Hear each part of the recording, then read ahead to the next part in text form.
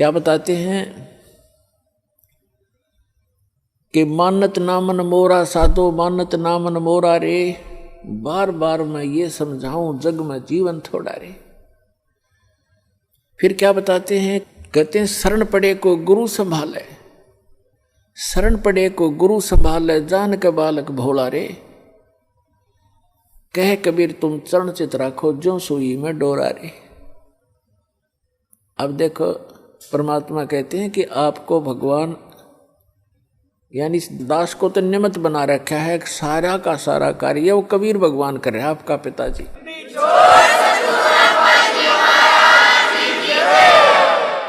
उसके लिए उन्होंने बताया है कि जैसे ये दास एक उस परमात्मा का चलता फिरता एक पावर हाउस है, लेकिन मेन पावर हाउस तो वो खुद है मालिक। वो थर्मल प्लांट है जहाँ से बिजली बनती भी है और आपको हमें प्राप्त भी हो रही है। इससे आपको आगे कनेक्शन मिल गए। जैसे आप कोई मोबाइल कनेक्शन ले लेते हो, कोई तार नहीं, कोई कनेक्शन जोड़ा दिखता नहीं और सारा काम कर रहा है, और जिस दिन आप उसका बिल नहीं भरोगे तो कनेक्शन ऑटोमेटिक वहीं से कट जाएगा, आपको बताने की जरूरत नहीं पड़ेगी।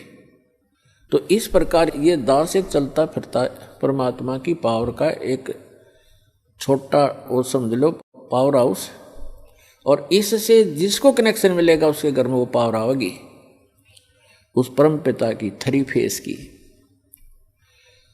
और इसकी जो मर्यादा में रहना और इसका टैक्स आप भरते रहना, यानी आपकी मजदूरी करते रहना, दान धर्म करते रहना, या नाम की मजदूरी, राम नाम की कमाई करते रहना, तो आपका कनेक्शन ठीक रहेगा तो पावर आपके घर पे आपका काम करती रहेगी।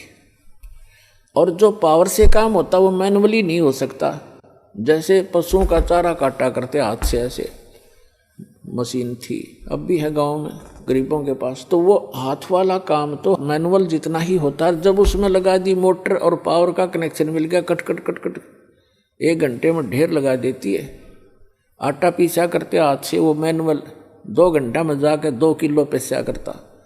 अरे 2 घंटा में ठोक दे, पीट दे 10 क्विंटल आटे को, और हाथ नहीं लगाना, कोई प्रयत्न नहीं, मेहनत नहीं। तो परमात्मा की पावर से जो आपके संसारी कार्य होंगे ऐसे अनोखे से होंगे। आपको अभी तक पावर का कनेक्शन नहीं मिला था, उन नकली पावर हाउसों से तुम कनेक्शन लिए बैठे थे, जो कीकर के लटकर तार बांध रहे थे अपने, और कहे थे पावर हाउस जितने भी संत और महंत और आचार्य और शंकराचार्य। तो सौभाग्य आपका कि आपको उस पावर का कनेक्शन मिल गया। फिर इस पावर के काम देखियो आप, ठीक है, ये अदृश्य कार्य होते हैं। इस यहाँ की भौतिक पावर का हमने अलग से दिखाई देता, पर ये भी कुछ दिन में आपने न्यारा दिखाई देगा। आप कल्पना भी नहीं कर सकोगे, ऐसे सुख देगा आपको। और आप किसी को बताओगे, आपको शर्म आओगी कि जान देना हटेगा और मन झूठा बनाओगा, एक झूठ बोल रहा है, और आपका कलजा फटन हो रहा होगा, किसने बताऊं।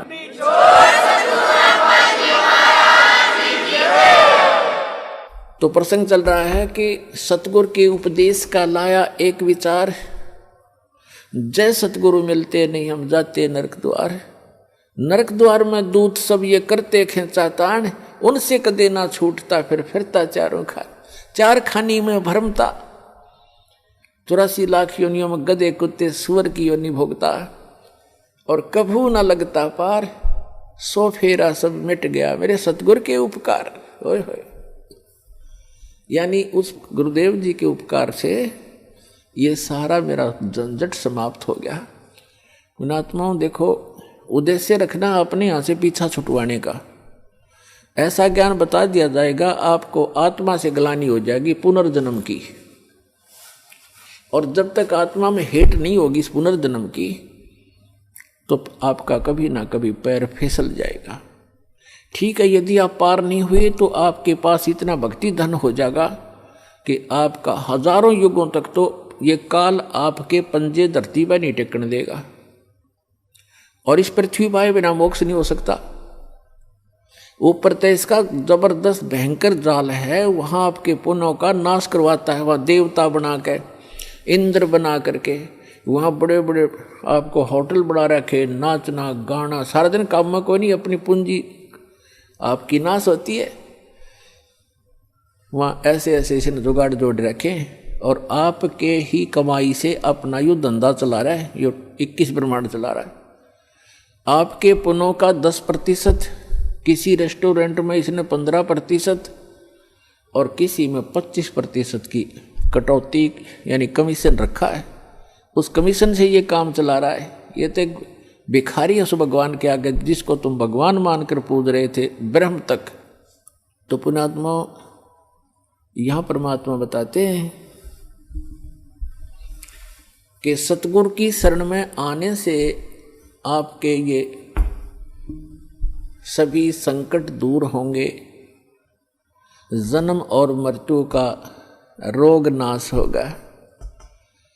इसमें प्रथम तो आपको बताया कि गुरु होना चाहिए, और गुरु भी सच्चा हो, सतगुरु हो। तो सतगुरु की जो पहचान आपको बता दी गई है, और जब तक सतगुरु नहीं मिलेगा आपका मोक्ष नहीं हो सकता है। उसके बाद फिर दूसरा आता है कि नम्रता हो।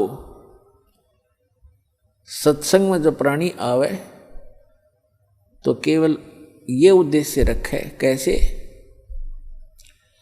परमात्मा कहते हैं संत मिलन को चालियो तज माया अभिमान, जो जो कदम आगे रखे वो है यज्ञ समान।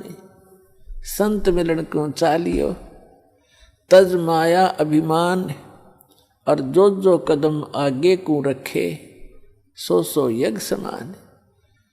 अब जैसे आप यहाँ आते हो, आप चाहे कितने धनी हो, कितने आप उच्च पोस्ट प्राप्त हो, चाहे यहाँ का प्रधानमंत्री हो, चाहे पूरी पृथ्वी का राजा हो, परमात्मा के मिलने के लिए जब चले, यानी सतलोक आश्रम बरवाला की तरफ जब चले, कहते हैं संत मिलन को चालियो तज माया अभिमान। और जो जो कदम आगे को रखोगे फिर माया अभिमान से लैस होकर के, रहित होकर के, एक आत्म रूप में, एक दास रूप में आप इधर को प्रस्थान करोगे। आपके एक कदम के रखने की कितनी वैल्यू बताई है, कितना पुण्य होगा आपको। एक अश्वमेघ यज्ञ के तुल्य आपको एक कदम का पुण्य होगा।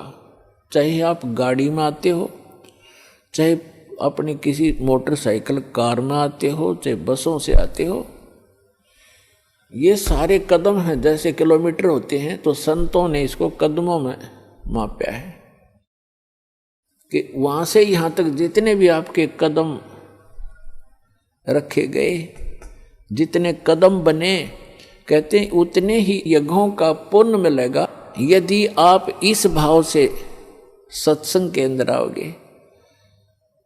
जैसे रोगी होता है, रोगी को ये पता लग जाता है कि दीर्घ रोग है, और यहाँ के लोकल हॉस्पिटल के डॉक्टरों ने मना कर दिया है कि आप जाइए ऑल इंडिया इंस्टीट्यूट दिल्ली में।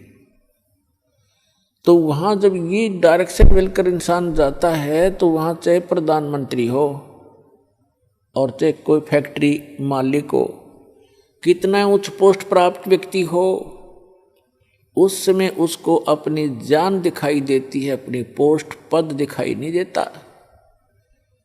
डॉक्टर कहता लेट जाइए, वो तुरंत लेट जाता है। डॉक्टर कहता ये कपड़े निकाल दीजिए, तुरंत निकाल के रख देता है। उस समय उसके नखरे खत्म हो जाते हैं और तभी वो उपचार प्राप्त करता है। जब तक डॉक्टर के आज्ञा का पालन करता रहे, चाहे कुछ भी कहे वैसे ही, जहाँ लेटने को कहे वहीं लेटना पड़ेगा, जहाँ बैठने को कहेगा वह बैठना पड़ेगा, और कहेगा मुंह खोल, सांस तेज ले, वो सारा कुछ करना पड़ेगा। तो तभी वो अपना उपचार करवा पाएगा। तो ठीक इसी प्रकार जब आप सतलोक आश्रम बरवाला की तरफ आवे, संत मिलन को चालिए तज माया अभिमान, और जो जो कदम आगे रखे ओ हे यज्ञ समान। तो आपको इतना पुण्य मिलता है यहाँ आने का। आप क्योंकि संत है नहीं पृथ्वी पर कोई, संत मिलन को चालिए संत की तरफ चलने मात्र से इतना लाभ है, फिर यहाँ के किक के लाभ होगा वो तो गिनती नहीं हो सकती।